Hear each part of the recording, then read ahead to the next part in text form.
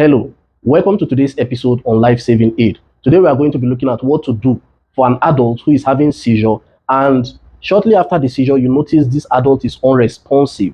What do you do in order to increase the chances of survival of that victim? Epilepsy is a type of seizure disorder.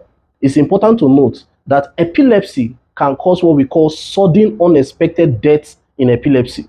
Seizures are abnormal electrical activities going on in the brain.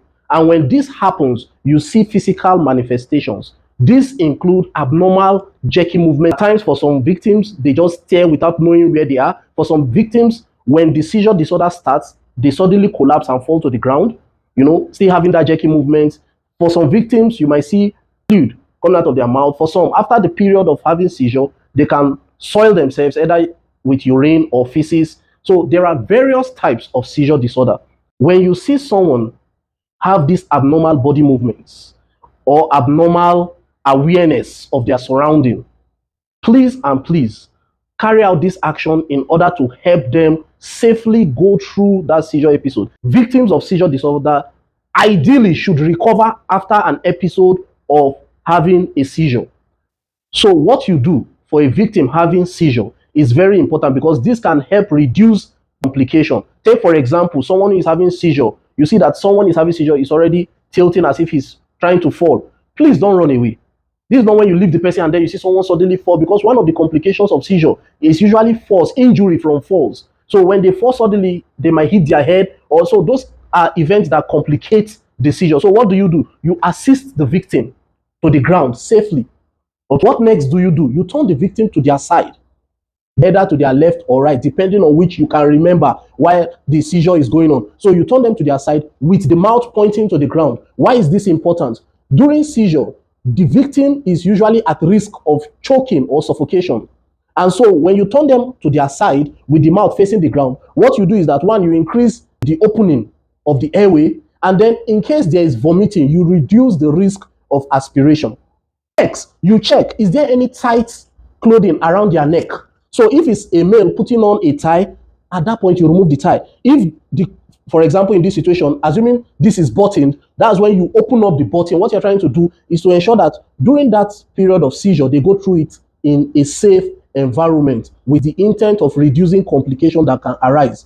When you've done this, please time the seizure, if you can remember, so that, because these are important information that will benefit the victim during their care. How long did the seizure last?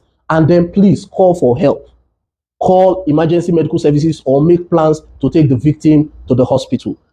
Some of the complications that can happen include choking. And unfortunately, when people try to help without the proper knowledge, they end up placing the victim at risk of choking. How? By trying to put something in the mouth. It's a dangerous practice that should be discouraged. Please, never put anything, be it medication, spoon, metal, rod, stick, anything, please, even water, herbal concoction. Don't put anything in the mouth of the victim who is having seizure attack. Another complication that they are at risk of having is suffocation. And because they are at risk of suffocation, it's important that wherever this victim is, there is enough space so that this victim can have access to proper ventilation, good air, breathing in and out. Please, that's not the time everybody will be crowding the victim, trying to take video, trying to take pictures. No. At this point, you create room so that there is proper ventilation. Another complication we are scared of in victims having seizure attack is fracture. And how does this happen? You notice when they are having seizures, some people try to press them down. Some people try to restrict their movements. These are wrong practices that in some situations have caused fracture for the victim. When a victim is having seizure, allow the seizure to take place.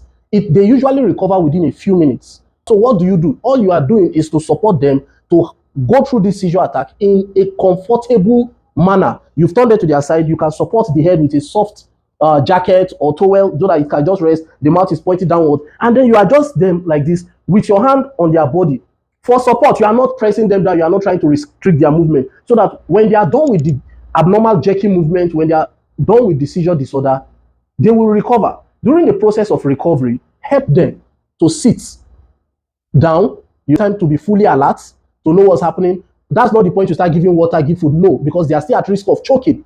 When you've done all this, you can now explain to the victim, this was what happened, you had a seizure, it lasted for this long, and all that.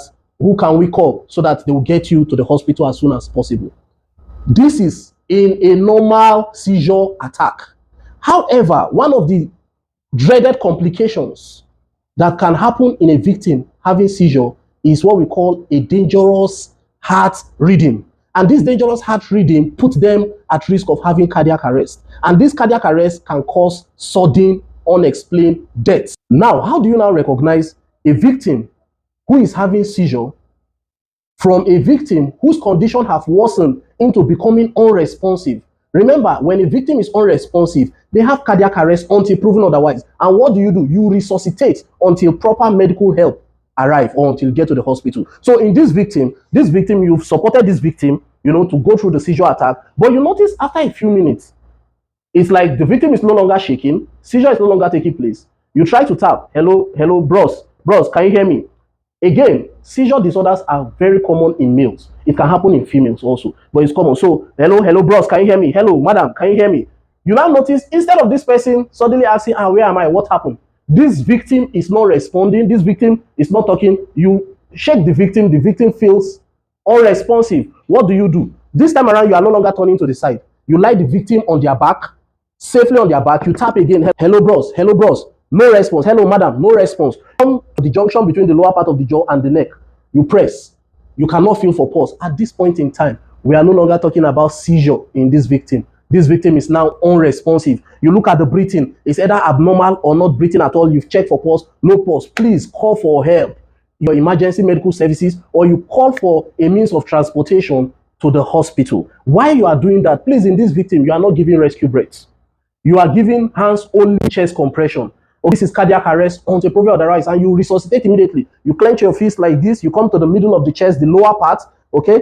The lower part of the middle of the chest, and you start giving chest compressions only. How many are you supposed to give? Your aim is to give between 100 to 120 chest compression in 1 minute, or to keep pressing deep and fast like this. 1, 2, 3, 4, 5, 6, 7, 8, 9, 10, 11, 12, 13, 14, 15, 16, 17, 18, 19, 20, 21, 22, 23, 24, 25, 26, 28, 29, 30, 31, 32, 33, 34, 35, 36, 37, 38, 39, 40, 41, 42, 43, 44, 45, 46, 48, 49, 50, 51, 52, 53, 54, 55, 56, 57, 58, 59, 60.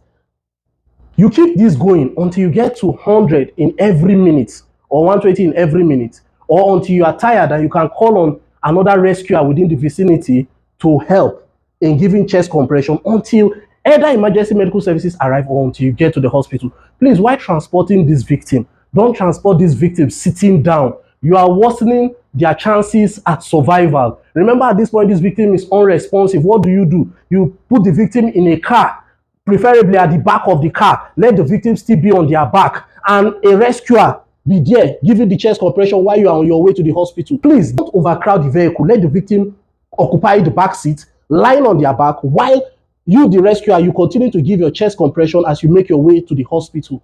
I hope this video helps someone out there. Share this video so that together we can help save more lives. Don't forget, seizures are quite common, and deaths from seizure disorder do happen. So it is important we know how to recognize it, what to do, and also know when it has changed, the situation, the condition has changed from just seizure to a victim having cardiac arrest, so that we can help increase their chances at survival. Stay safe out there.